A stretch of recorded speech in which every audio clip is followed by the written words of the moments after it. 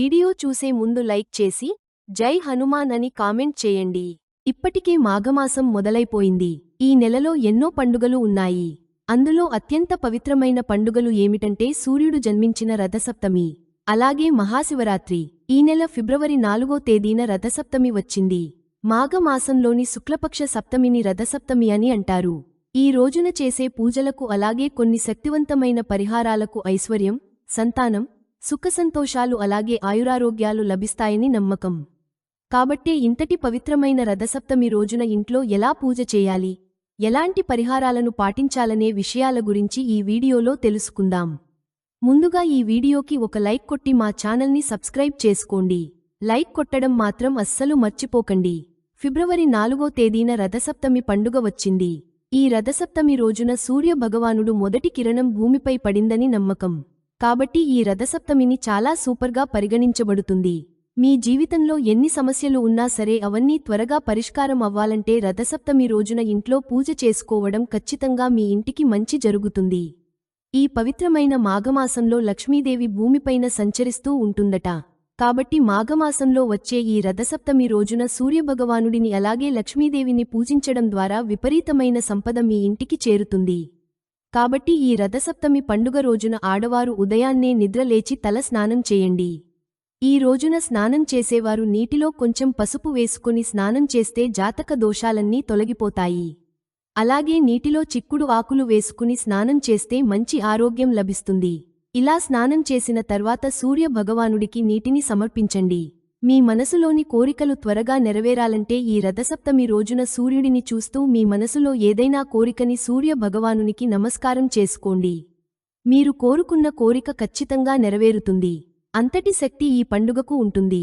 ఈ రథసప్తమి రోజున ప్రతి ఒక్కరూ ఇంటి గుమ్మం ముందు రథం ముగ్గుని వేయాలి. ఏ ఇంటి ముందు అయితే రథం ముగ్గు ఉంటుందో అలాంటి ఇళ్లకు అష్టైశ్వర్యాలు సమకూరుతాయి. సూర్య భగవానుడి ఆశీర్వాదంతో మీ ఇల్లంతా అష్టైశ్వర్యాలతో నిండిపోతుంది. అన్నిటికన్నా ముఖ్యంగా ఈ రోజున ఎరుపు రంగు వస్త్రాలను ధరించండి. రథసప్తమి రోజున ఎరుపు రంగు వస్త్రాలను ధరిస్తే మీ జాతకంలో అదృష్టం పెరుగుతుంది. పట్టిందల్లా బంగారం అవుతుంది. జీవితాంతం అదృష్టం మీ వెంట ఉంటుంది. కాబట్టి ఈ పవిత్రమైన రథసప్తమి రోజున ప్రతి ఒక్కరూ వస్త్రాలను ధరించి సూర్యదేవుని ఆశీర్వాదాలను పొందండి. ముఖ్యంగా ఈ రథసప్తమి పండుగ రోజున ఇంటి గుమ్మం ముందు పసుపు నీళ్లను చిలకరించండి. ఇలా చేయడం ద్వారా మీ ఇంట్లో ఉన్న దుష్టశక్తులన్నీ తొలగిపోయి మీ ఇంట్లోకి ధనలక్ష్మీదేవి అడుగుతుంది. 7 తరాల ఐశ్వర్యం మీ కుటుంబానికి లభిస్తుంది. ఇక ఈ రోజున చేసే పూజలకు కోటి జన్మను పుణ్యఫలితాన్ని పొందవచ్చు. ఈ పూజా గదిలో ఉన్న లక్ష్మీదేవి పటం ముందు ఒక దీపం వెలిగించి లక్ష్మీదేవికి పరమాన్నాన్ని నైవేద్యంగా సమర్పించి నమస్కారం చేసుకోండి. రథసప్తమి రోజున లక్ష్మీదేవిని పూజించడం ద్వారా త్వరలోనే మీకు మంచి రోజులు ప్రారంభమవుతాయి. ఊహించలేనంత డబ్బు మీ ఇంటికి వస్తుంది. యాలకులు అంటే లక్ష్మీదేవికి ప్రీతికరమైనవి. కాబట్టి ఈ రథసప్తమి రోజున కర్పూరం పైన ఒక యాలక్కాయని పెట్టి లక్ష్మీదేవికి హారతి ఇవ్వండి.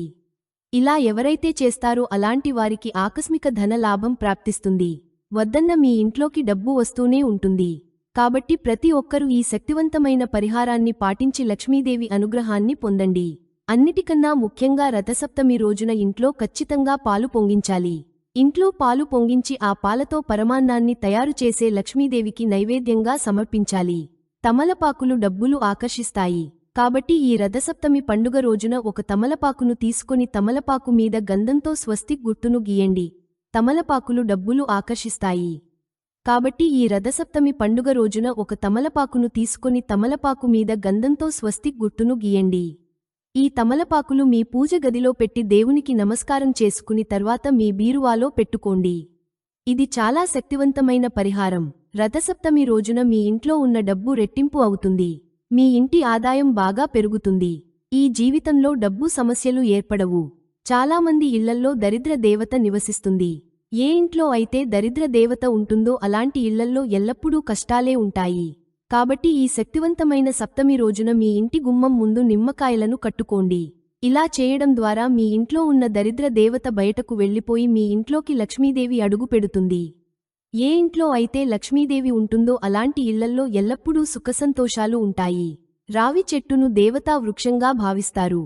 కాబట్టి ఈ రథసప్తమి పండుగ రోజున రావి చెట్టును ముట్టుకుంటే మాత్రం కోటి జన్మలో పుణ్యఫలాన్ని మూట కట్టుకుంటారు. జన్మజన్మల పాపాలన్నీ తొలగిపోయి జన్మజన్మల అదృష్టం కలుగుతుంది. కాబట్టి ఈ శక్తివంతమైన రథసప్తమి రోజున ప్రతి ఒక్కరూ రావి చెట్టును ముట్టుకోండి. ముక్కోటి దేవతల ఆశీర్వాదాన్ని సులభంగా పొందండి. అలాగే ఈ రథసప్తమి రోజున సాయంత్రం 6 దాటిన తర్వాత ఇంటి గుమ్మం ముందు 2 దీపాలను వెలిగించండి. ఏ ఇంటి ముందు అయితే 2 దీపాలు వెలుగుతూ ఉంటాయో అలాంటి ఇళ్లకు కుబేరుని ఆశీర్వాదం దక్కుతుంది. మన ఇంటిపై కుబేరుని అనుగ్రహం ఉంటే మన జీవితంలో భోగభాగ్యాలను అనుభవించవచ్చు. విపరీతమైన డబ్బును సంపాదించవచ్చు.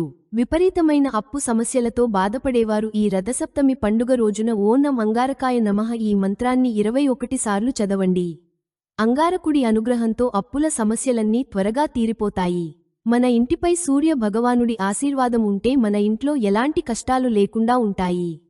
ఈ రోజున ఆదిత్య హృదయ స్తోత్రాన్ని చదివితే జీవితంలో గొప్ప స్థాయికి ఎదుగుతారు.